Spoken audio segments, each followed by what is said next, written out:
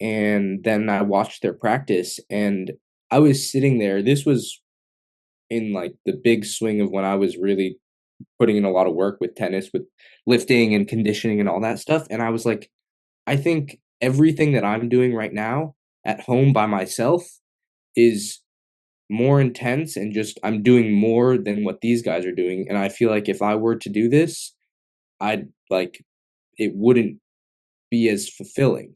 It kind of opened my eyes to there's a lot of D1 out there that's just doing what they're supposed to, and it's kind of just half effort, and not like trying push everyone pushing themselves to be better. And it was kind of surprising to me. Welcome to episode 4 of the College Tennis Series podcast out of Bona Tennis, where we talk to current and former collegiate tennis players across all divisions to find out what their training structure was like as a junior player that helped them make it to their respective schools. And this week we have Julian Rousseau-Tuan from Oregon University, captain of the club team, discussing why he chose to play club tennis at OU instead of going to play on a varsity team at any other school when he had the UTR to do so. Make sure you stay and listen until the end, where he also discusses why he chose to stay on the club team and why that experience has been so valuable to him. I hope you enjoyed today's episode as much as I did, and ultimately share it with all your friends so we can help as many families put in place a training structure they need to help their child achieve their goal. Without further ado, let's get to the episode. Julian, thanks for doing this, man. Thank you so much for having me. So, we'll just let everybody know that's listening that, we worked together towards the end of your junior career. You were the first person who took a chance on my online coaching. So thank you for that. It was a great experience for me. I hope it was as great for you. So I know your story very well. But that's why I wanted to do this podcast with you, because you bring a perspective that too many people are afraid to even consider, which is, going to the school you still wanted to go to anyway, but just accepting that you're not on the team, but still playing on the club tennis team, having a great experience there. You're the captain of the team. We're going to get to that point. But you bring a perspective that too many people are afraid to talk about, which is playing on the club tennis team. And you did it. So thank you for jumping on it to start this story. But let's take it all the way back to when you first started playing tennis. How old were you? Yeah, so I think the first time I ever had a racket in my hand, I was probably around like 3 years old. My parents had played like recreationally just for fun, and like that was just messing around with the racket. But then the first time I started taking some lessons, a couple of my friends from elementary school were taking group lessons with a coach, and they asked me if I wanted to join, and I just hopped in. And after a couple months of training with him, I'd do a couple, maybe like a group lesson and a private each week because I was enjoying it. He told me that I should start trying to play some tournaments and stuff. I was probably around like 8 at the time. Um, and yeah, from there, started with all the orange ball tournaments. And then shortly after that, I started running into a little bit of a block. As a kid, I had a lot of different interests, pretty athletic, and tennis started getting a little bit lonely for me. And Were you playing any other sports at this time? at the time, I was playing some baseball when I was younger. Okay. So you But had an then, idea of what a team sport was. yeah, I had an idea of what a team sport was, and then I had an urge, and I really wanted to play soccer. And right at kind of a critical point in like a tennis development stage, when I was around 10, 11, I decided that tennis was going to go on the back burner and that I was going to go try and play soccer. And I never really fully stopped playing tennis. I'd take maybe a lesson every week or two, but soccer was definitely the main priority. I went to soccer tournaments and played on a couple different teams, and I ended up playing like 3 full seasons of soccer, so that was like 3 years. And when it was around 13 was when people started getting bigger. I was bigger. I didn't really want to hurt people. I didn't really want to get hurt. And that's when my parents and I were like, oh, maybe let's go back to tennis. Um, So, but it's and not like you ever got to like a burnout stage. You just there's just a part of the sport that just wasn't fulfilling you. Like it wasn't like yeah, you were I training 6 days a week, you're getting a little tired or pressure or ranking or whatever. You just like, all right, something about this sport's not quite there. So that's why I'll test out soccer. But why soccer? How'd soccer come into play? so I think, well, going back to the first part of that, it was maybe a little bit of burnout, but again, I was just a kid at the time. So Or just not having fun. yeah, So just wasn't having fun, and I just wanted to have fun. And I think soccer was interesting to me because people always would talk about how soccer skills, like the footwork, could help tennis and tennis could help soccer. So I started out with like a couple camps and stuff, and people were like, wow, you have really good footwork. And I was like, huh, when I was playing tennis, everyone told me my footwork was really slow. Um, but yeah, I mean, it was a little bit of a not a rough transition, but like my parents got scolded by other tennis parents for letting me like put tennis on the back burner and going to play another sport. And my parents were like, I mean, the kid, you can't force the kid to do something. He's still 10, 11, and I'm going to support him in what he wants to do.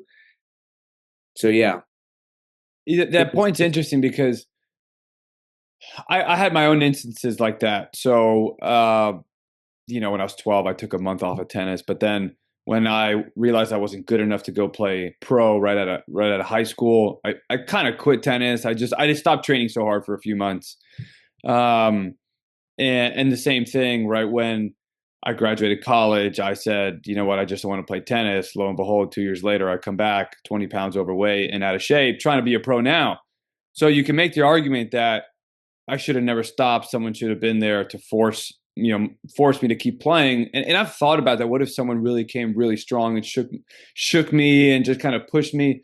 But at the same time, it's very easy to make the argument that if someone pushes you when you don't want to do it, you actually end up hating it even more. So you for actually sure. never even come back to it in the first place. Yeah, So that's so tricky. And then also, it's not your decision anymore. You're kind of doing it because you're just putting your faith in what somebody else said and you're yeah, hoping. If that doesn't work out, you're going to feel some sort of resentment towards that person because you were even more unhappy, right? yeah. So yeah, that's tough. So And yeah, I've thought of that scenario of like, what if I didn't play soccer so many times throughout like the later years of my tennis career. But then I always be like, oh, how much better could I be? All that kind of stuff. But it's also like I really genuinely enjoyed playing tennis for the whole, like after my soccer stint, I genuinely enjoyed the game like almost every day that I went out and played it. And I think that if I had played those few years this just through, it wouldn't be the same like later and even now. yeah, and I think your passion for this, your renewed passion for the sport of Yeah. tennis, your desire to want to get better, it's probably what led you to, when you first started leaving the house at like 6 a.m. to go to the gym by yourself, right? I Yeah. mean, you never discussed that with me. You just told me, and your parents were like, yeah, Julian just walked out of the house very early this morning, went to the gym. You were doing those workouts at 9:30 at night sometimes, and you'd message me late, like, can I skip it today? Like, I'm just so tired. It's so late. I'm like, yes, go to bed. Like, because you were going to school all day. You Yeah. didn't homeschool. So I think if you were just continuing to force yourself and do it in the hope that it would work out, I think it would have been so much harder to do that stuff on your own and Yeah, have that for work sure. ethic. Yeah. So, all right. So then you finished up soccer. What made you want to finish up soccer to go back to tennis? Um, it was partially the not wanting to get hurt, not wanting to hurt people. A lot of my friends were like getting concussions and stuff, like going up for headers, and Oh, I was wow. I did that's something that I don't need that in my life. And at the same time I met a coach at like my local park that was running a couple classes and stuff, and I liked the kids that were there. So it was kind of like easing my way back into it. Um Because you and knew yeah, those kids, they were friends of yours. I didn't know them, but like I don't know, it just felt like a good vibe. The coach was super nice, and his oldest son was a very good player, and it just felt right. It was super close by, it was convenient. And it was just kind of what got me back into it. He did a little bit of like conditioning stuff on court, and then we just play like a lot, especially over the summers. It would just be like be out there for like 3 hours a day with some conditioning on top of that. And yeah, that I stayed with him for quite a while, and then he got busy with other stuff and kind of left my area.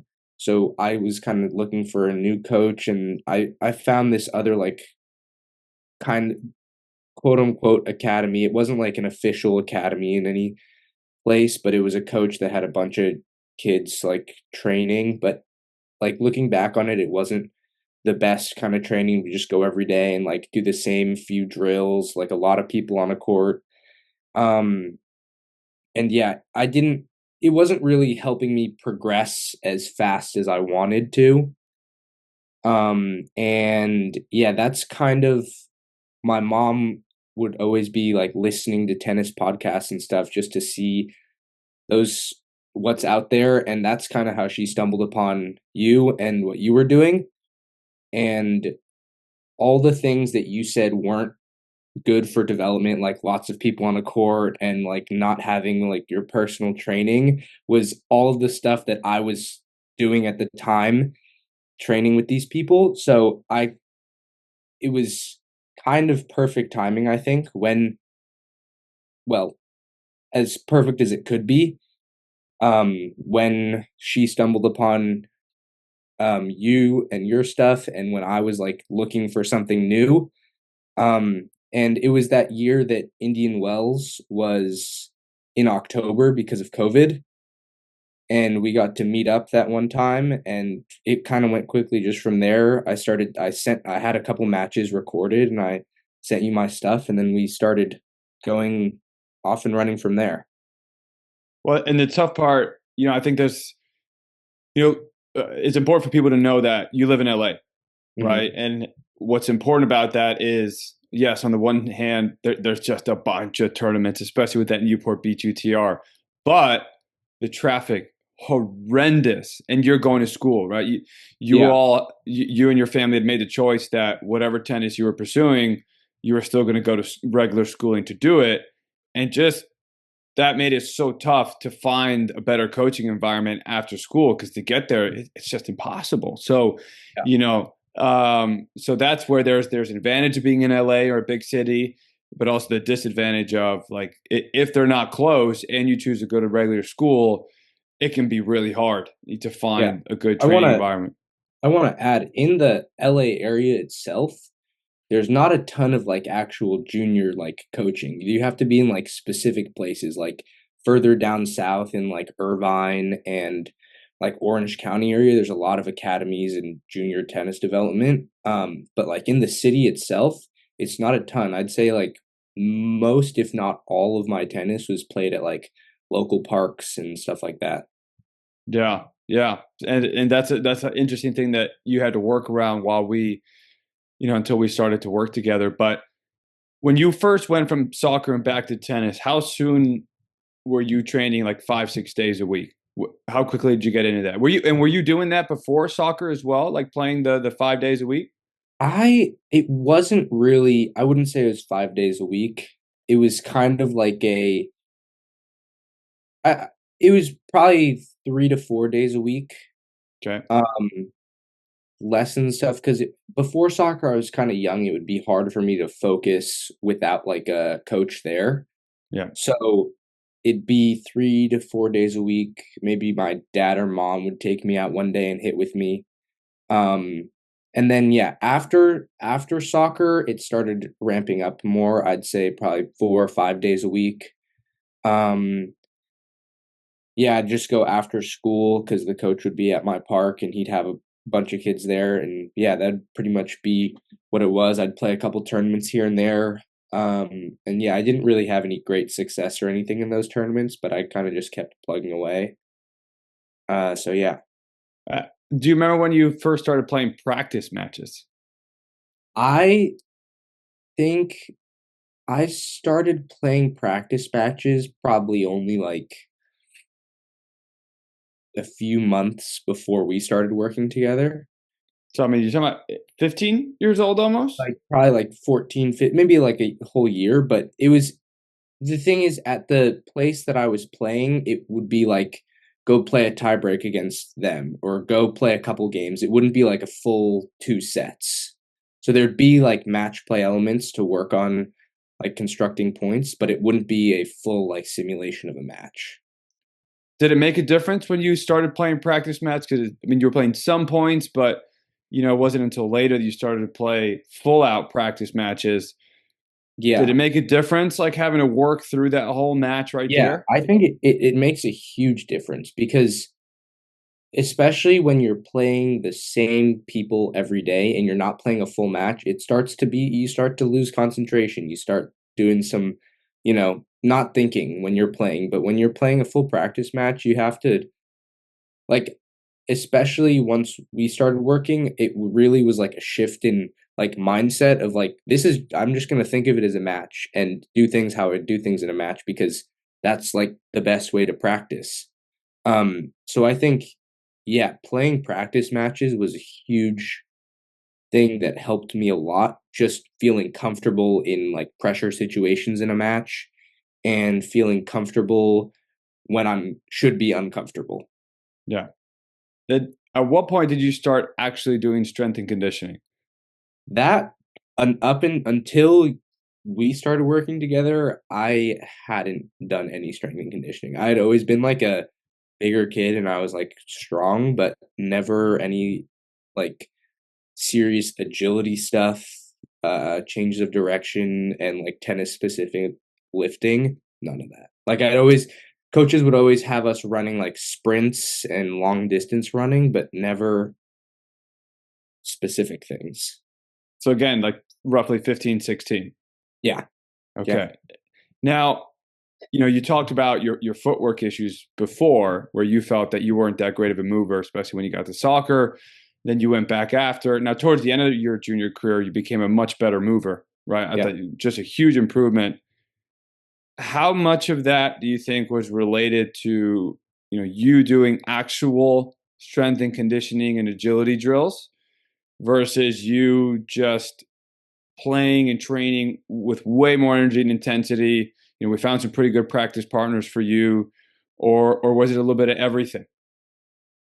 I think it was a little bit of everything, but I think the strength and conditioning played a huge part in it because just being in better shape, being in better tennis shape was so crucial because we always would talk about when everything breaks down, you can rely on your like fitness and footwork. And I think just being able to translate the drills and stuff that we're doing just on court conditioning was really important to just getting my foot speed up and just getting myself in the best positions to like make the shots and plays that I needed to.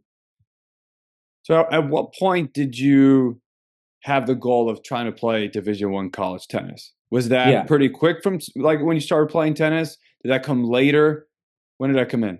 Yeah. So I before like let's say before soccer, tennis was just like a fun thing that I did, sport, get some exercise. After soccer was I want to just keep getting better and better and better. And then I think when the pandemic hit, so that's probably when I was 15, 14, was when I kind of did some soul searching and I was like, what am I gonna do with my life, college, all that kind of stuff, tennis, and that's when it was like I decided I wanted to play college tennis because it's kind of what people start talking about at that age in the tennis community. They're like, oh, like where do you want to go to school, all that kind of stuff. So it just felt right because it was something that I could work towards, and I felt like that would be a way that I could like continue to get better and better. So, you get towards the end of your junior career, and now it's time to start looking at schools. Yeah. Okay. Do you remember what your original list of schools was? Just like I off the don't bat. remember. Yeah, like it was like real long shots. Like cuz what But was did you know they were long shots at the time?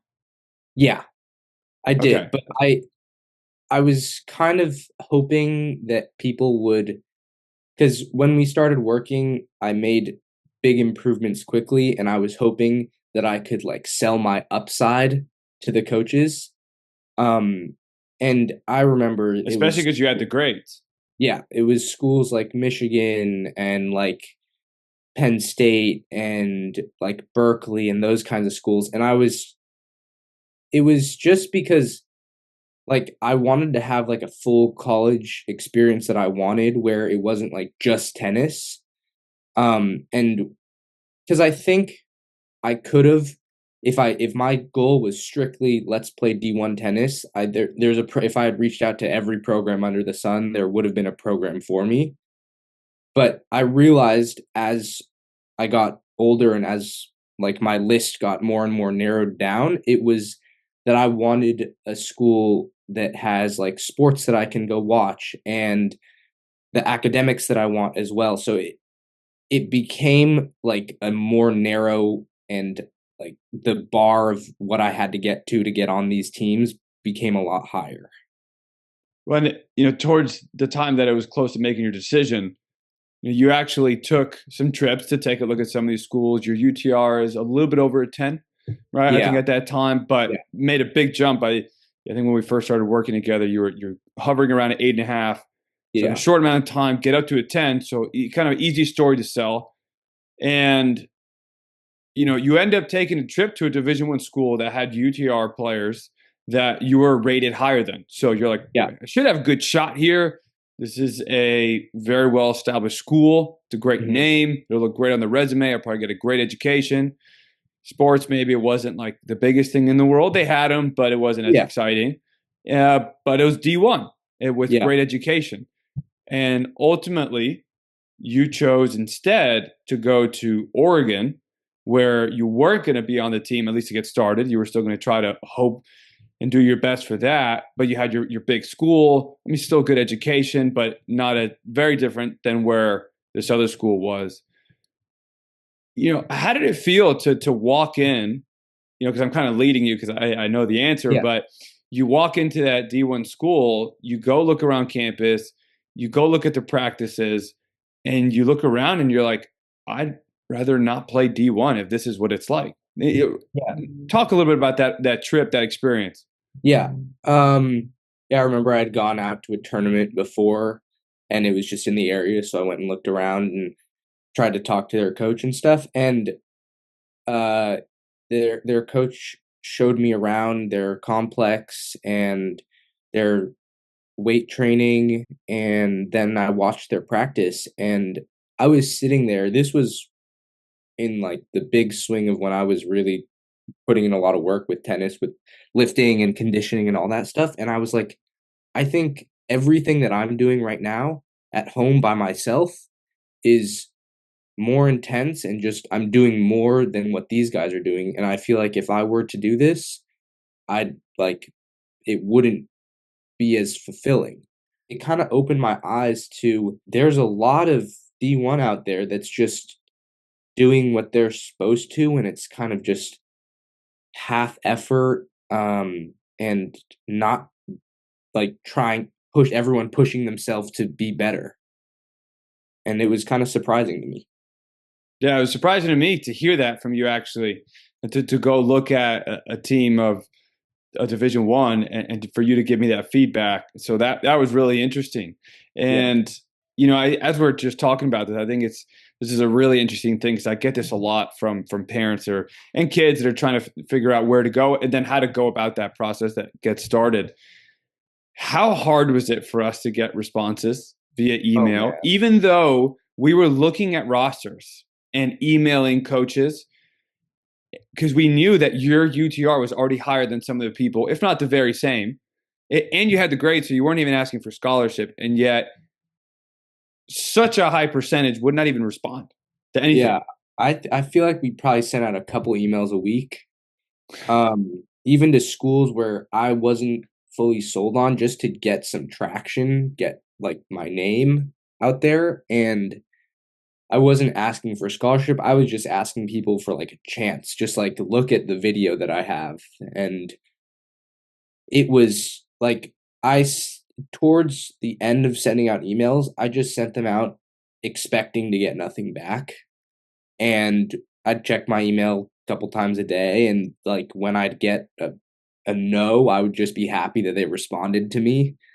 So yeah, I didn't really think much of it. It didn't really affect how I was training or anything. It just like was what it was, and I just accepted that most likely I'm not going to get anything back, and I'm just going to keep putting work in and just see where it takes me.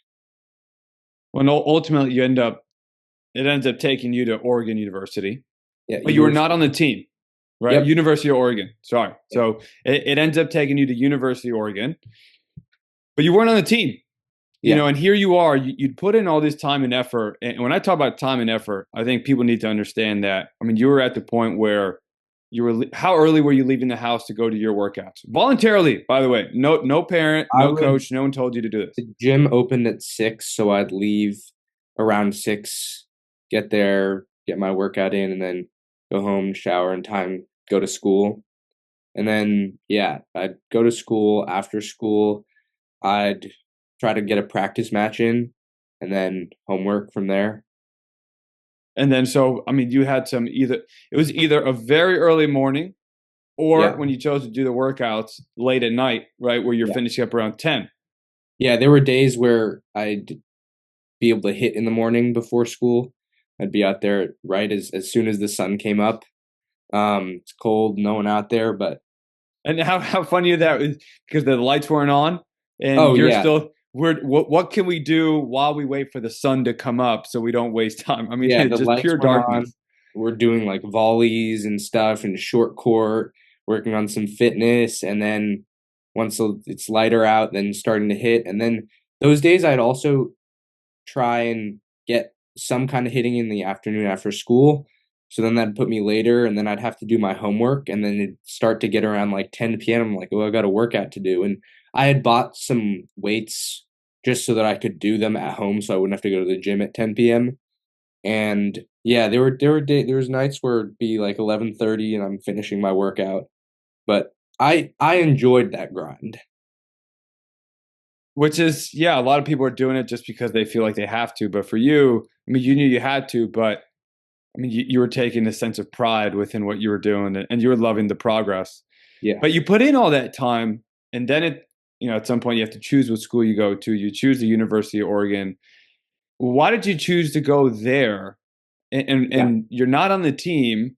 So you're just going to take a risk and hope that you can bother the coaches enough to where they finally give you a chance.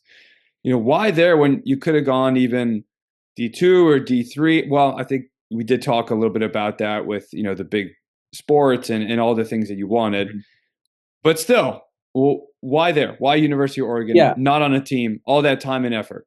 So it was one of the schools that was on my list of what my college counselor at school had. We'd all agreed it was a school that I'd like, and I applied. It was one of the schools that I got into, and I went and took a tour there before I decided anywhere that I wanted to go.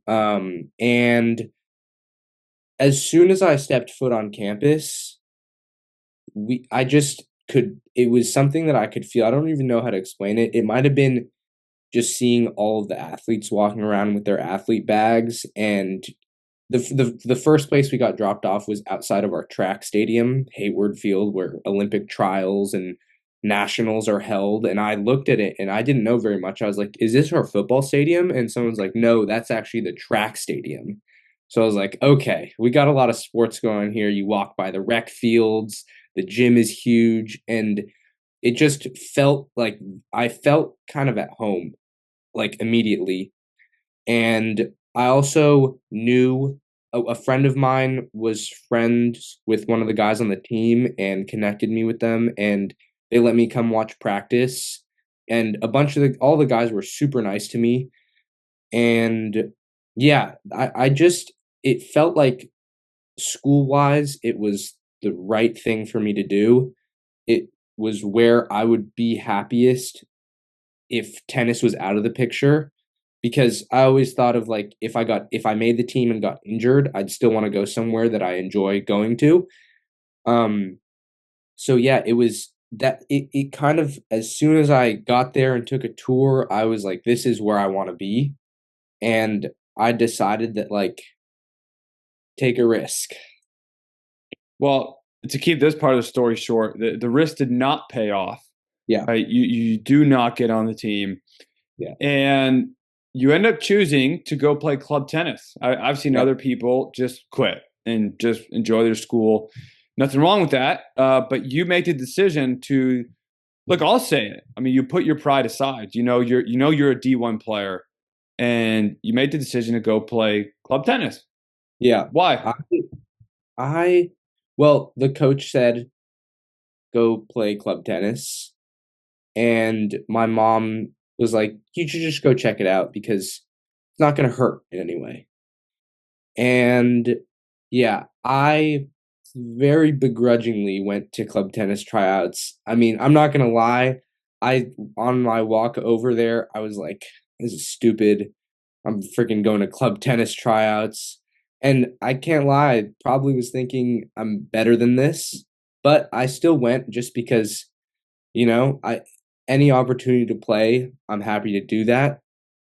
So, yeah, I went. It was big tryouts, probably around 70 people for 6 or 7 spots, Wow.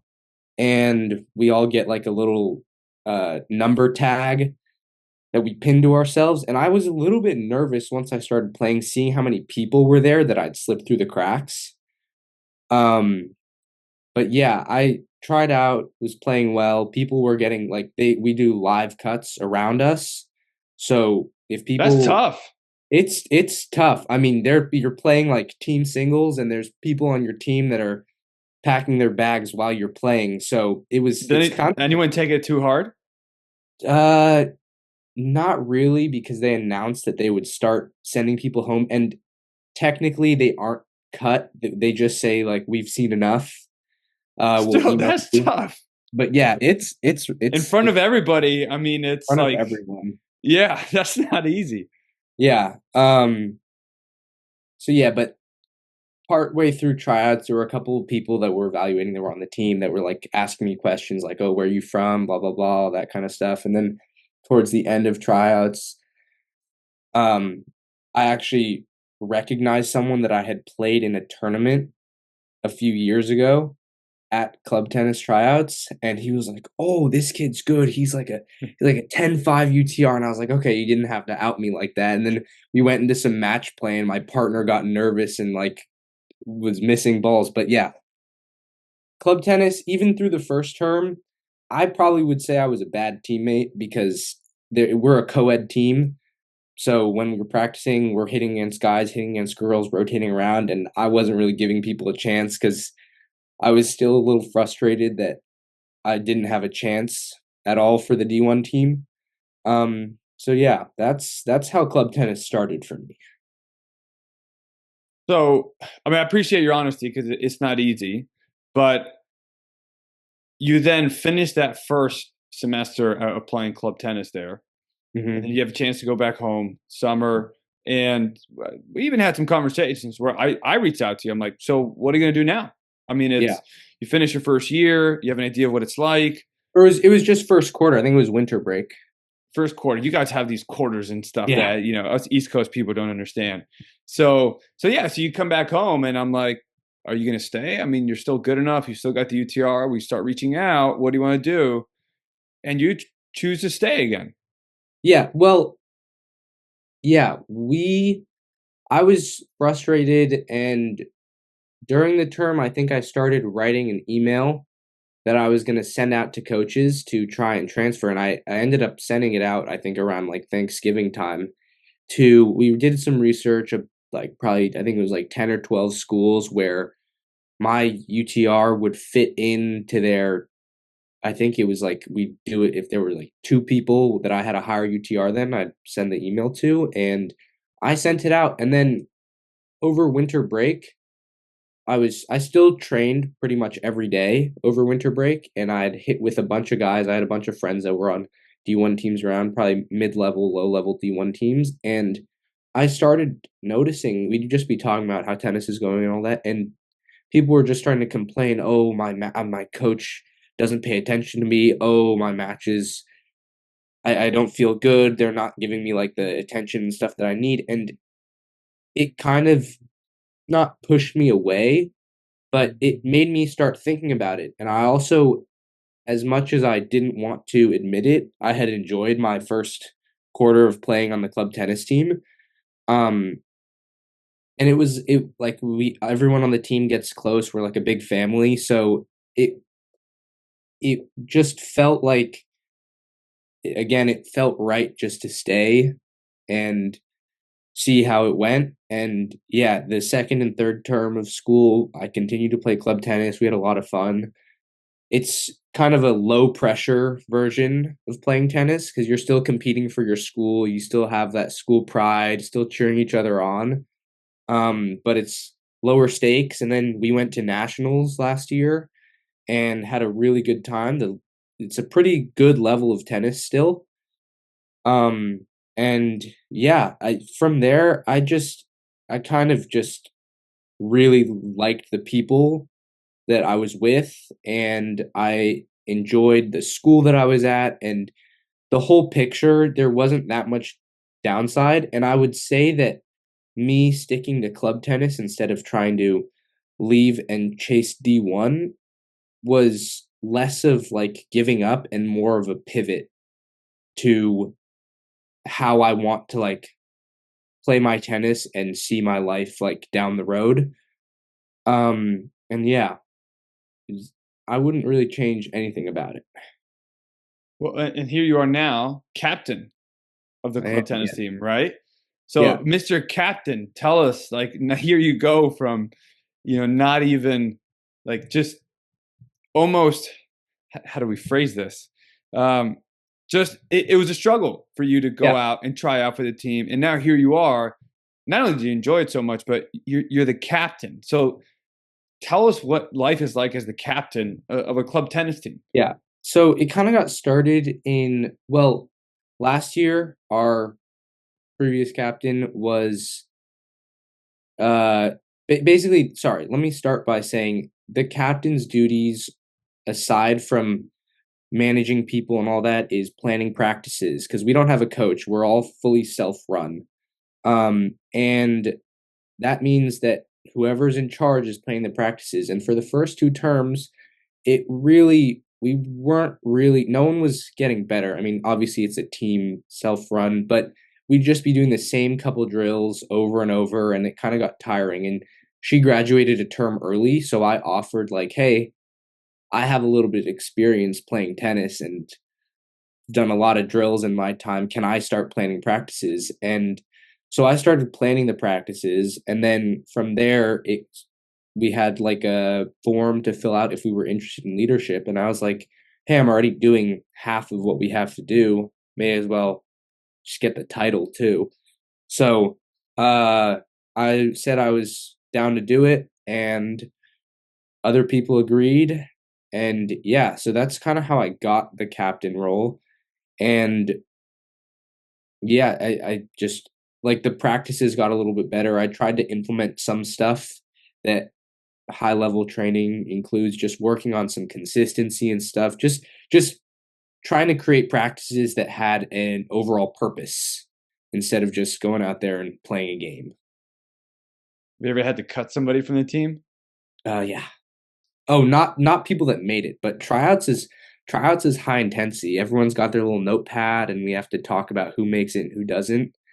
And yeah, like this past year, there were like 4 spots for guys or something like that, and I think probably 60, 70 people came out, and it's just like rapid fire. Like while people are playing, we had to cut about half of them.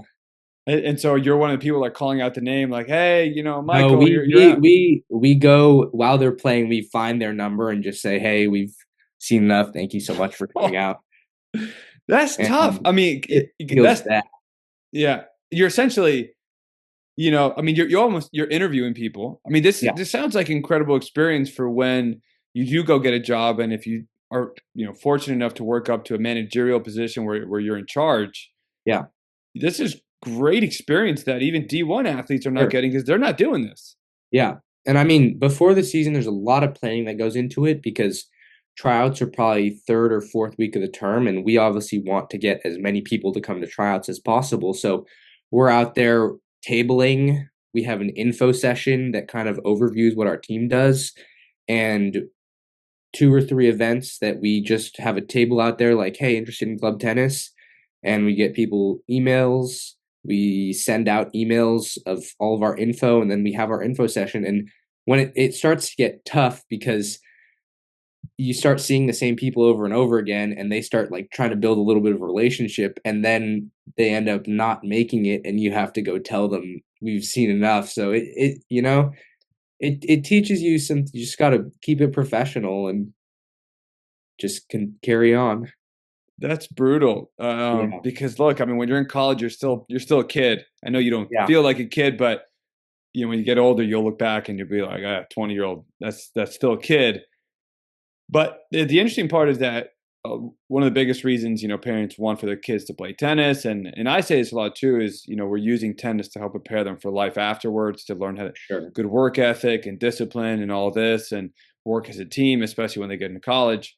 But the experience that you're getting being a captain on this team, that is some amazing experience that no D1 tennis player is getting, and they will not be as prepared as you. If so that'd be really interesting if I'm the boss of a company. I have two kids interviewing for the same position, and I have a D1 tennis player that maybe did pretty well or whatever, just play D1, good experience. But then I got you play club tennis, so the tennis level wasn't as high as that one.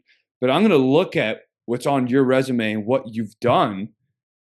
There's a high probability that you're more prepared to do the role than a Division 1 tennis player that doesn't have the experience. Yeah. So now maybe they can go get that experience in an internship, but not a lot of kids are doing that because they're training a lot in the summer just to maintain their level. So this thing's turned out to be quite awesome for you in preparing you for after school. Yeah, for sure. I mean, first I want to touch on like tennis just as a sport itself, preparing you for life, because I think all of the work that I put in the last few years of my junior tennis career, I like learned so much stuff that has helped me not only just in college, but like set me up just good lessons learned just about work ethic and how hard work like can really pay off and you see improvement and grit and all that stuff. Mental toughness is just super important, just pillars in my life. And then as for club tennis, yeah, for me, I help we manage a budget, we collect dues, and we plan travel. I have to coordinate with other clubs, like when we can play dual matches against them, and then plan practices, like let people know when we're doing stuff. Like next term, we're going to have to book some tickets, like plane tickets, and we work with the club tennis or the club sports office. Sorry. We work with the club sports office in coordinating all of this. So it's good because it works. I learned like email etiquette stuff, how to cooperate with people, like management, all that kind of stuff is just lessons that you start picking up along the way. That's So yeah, amazing. Yeah, that's amazing. And one thing stood out from what you said, because kids, I ask this question to kids a lot, which is, if you don't reach your goal, what does that mean for you? If you don't get into the schools that you were looking for, what does that mean for you? And a lot of kids say that they'll say it's unhappy, or then what's the point? It's a waste of time. It's sad when I hear that, because when I hear what you say, you didn't reach your goal, right? But goals change. yeah, We evolve. We have to make pivots from time to yeah, time. And you didn't make your goal, but you still look back at your time, those early mornings, those days of lack of sleep. At one point, you played like 33 tournaments in a year, and I was actually trying to get you to stop, and you kept yeah, asking for more. And for you, even though you spent so much time trying to get somewhere and you didn't get to where you wanted to be, you still looked at that as valuable time spent. And Sure. so that's awesome. I'd even add one other thing. I think Yeah. tennis as a whole has opened so many doors, and seeing how I train compared to like other juniors, like in Eugene, I've started picking up a little bit of like coaching just because there's not a lot of coaches out there. I coached a high school tennis team last year, and I was the assistant coach. The head coach was another kid on our club tennis team, and we ended up going like 17-1. And we had a great season just because these kids aren't, especially in smaller regions like the Pacific Northwest, which I think ranked in USTA is like the second weakest region after Hawaii. They just don't train the same. I was working with a kid who doesn't play any practice matches, but he goes and plays tournaments. And I was like, "So what do you train?" He was like, "Yeah, well, I go to our club and we have a high performance class twice a week, and then I just like hit with my friends from that class." And I'm like, "You guys don't play matches?" And he's like, "No." And I was like, "Well, you got to start playing matches." So I think, especially coaching has started to give me like a different perspective on like what it takes, because obviously there was my side of it when I was doing it, but then seeing like differences is also really interesting to me. So let's follow up on that with your point on what you saw in the training and all that. So is it fair to say that based on what you're seeing, you know, that these kids could be significantly better if they just change their training structure? For sure. For So sure. then we need to be careful looking at kids right off the bat, just on the first 5 minutes, and making a judgment on how good they can be in the future without knowing, well, what have they been doing the past few years? Yeah. Yeah. And yeah, for sure. Because these classes are a lot of kids. They try to keep people moving all the time, so they have like conditioning on the court while other people are doing the drill. But you don't get that like direct coaching that you need from like say a private lesson, and you also don't get those practice matches and the reps of like being mentally tough in a pressure situation, and falling back on your technique when stuff breaks down that you just learn when you play practice matches. So I really noticed that when, especially coaching high school, when I see kids hitting the ball great in practice and then they get into a match and nerves and they just start breaking down. So yeah, that really showed me like the difference between people that play practice matches consistently and people that are just taking classes and hitting. So let's finish up on this last question here. What would you say to somebody that, is considering playing club tennis, or they're like, no, I don't want to do club tennis. Like, I'd rather just quit, because there are those people that have too much pride to even go to the Yeah. tryout and just see what it's about. What would you say to those people? Well, for the club tennis, I would say just just do it. It's not going to hurt you to go to tryouts. Um, you'll probably end up meeting people that you like and want to hang out with and want to play tennis with. And the other thing is like if you go to a big school, the level of club tennis is not going to be it's not going to be as low as people think. Granted, like we have an A team, a B team, and a C team, and obviously the levels aren't going to be the same between the three of them. But our A team has guys that were state champs in the state of Oregon for doubles. And we have a bunch of people that trained at a pretty high level in juniors that either burnt out or just didn't want to make that push to D1 that are still very solid players. So I'd say don't underestimate club tennis and just go put yourself out there because that's kind of what college is about. I love it. Julian, thanks for your time, man. Thank you for having me. It's All been a right. pleasure. All right. Enjoy the rest of your time at Oregon. I will. Yeah.